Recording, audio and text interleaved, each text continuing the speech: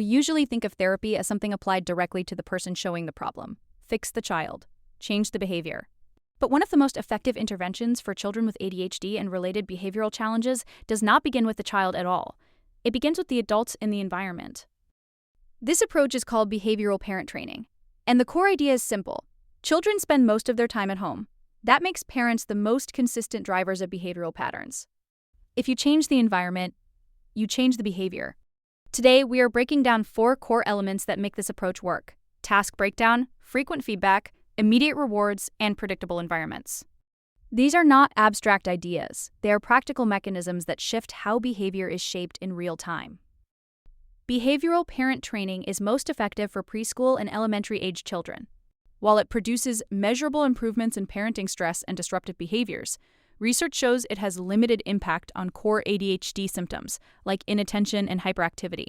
For comprehensive treatment, BPT is typically combined with medication management and school-based interventions.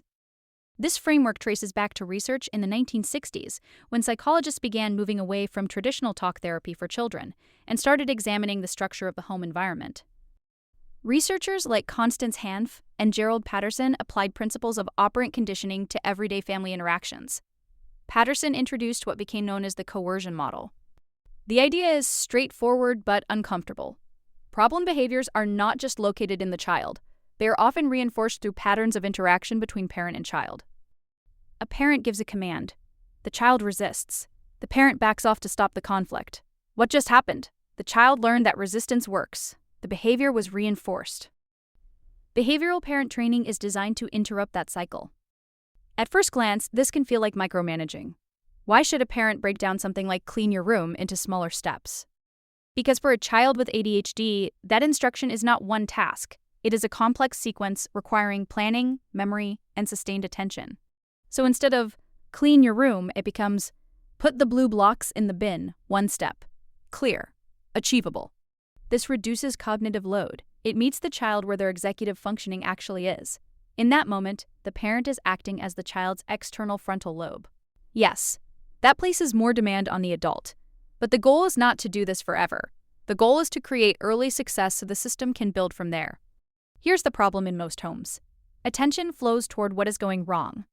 A child gets the most engagement when they are off-task, disruptive, or resistant. Over time, they learn that negative behavior is the fastest way to get a response. Behavioral parent training flips that pattern.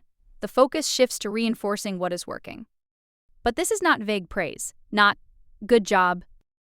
Instead, I noticed you started your homework right away when you sat down. Specific, immediate, behavioral. This is not about inflating self-esteem. It is about shaping behavior through attention. At the same time, parents are taught to ignore minor attention-seeking behaviors when possible. That combination matters. You are removing fuel from negative behaviors and feeding the positive ones. It sounds simple. It is not easy. It requires the adult to stay regulated while the child is not. The parent sets the tone, not reacts to it. This is where many parents hesitate. It can feel like bribery. But a bribe and a reward are not the same thing. A bribe happens in the middle of a problem. It is reactive and often reinforces the wrong behavior. A reward is planned in advance. If your homework is done by 4, you can choose the music at dinner.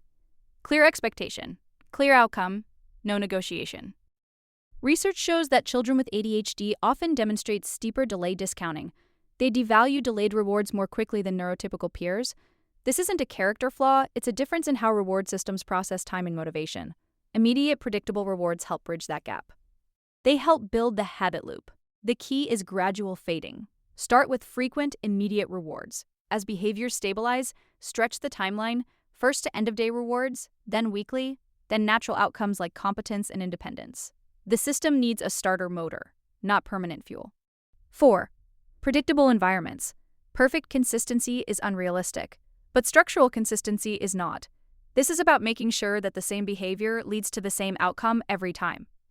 If a child hits their sibling, the consequence cannot change based on the parent's mood, stress level, or time of day. Inconsistency creates confusion, and confusion leads to more testing. Children will keep pushing boundaries until they understand where they actually are. Predictability reduces that need. It lowers anxiety, it stabilizes behavior, and it removes negotiation from moments where it does not belong. Every extra warning teaches the child that the first instruction was optional. Consistency does the work, not intensity. Meta-analyses show small to moderate effect sizes for BPT. It reliably reduces parenting stress and disruptive behaviors. But core ADHD symptoms often require additional interventions like medication.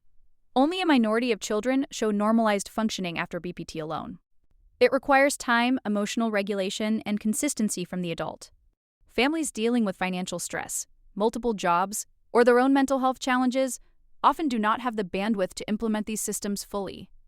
And the research reflects that. Outcomes are weaker when cumulative stress is high. There is also a valid critique from neurodiversity perspectives. Earlier versions of behavioral interventions often focused too heavily on compliance. The goal was a quiet, controlled child. That is not the goal anymore. The focus now is on reducing behaviors that interfere with learning, safety, and functioning while respecting neurological differences. This is not about forcing a child to appear typical. It is about building an environment that actually works for how their brain operates. One practical barrier. Most BPT research has focused on mothers. Engaging fathers and other caregivers remains an ongoing challenge in clinical practice. Behavioral parent training shifts the entire frame. It moves away from asking, "What is wrong with the child?" and toward asking, "What is happening in the environment?" Children do not operate in isolation. They respond to systems. When the system changes, behavior follows. That is the intervention. This video was developed by Dr. Charles Edwards in collaboration with music of the Free Inc.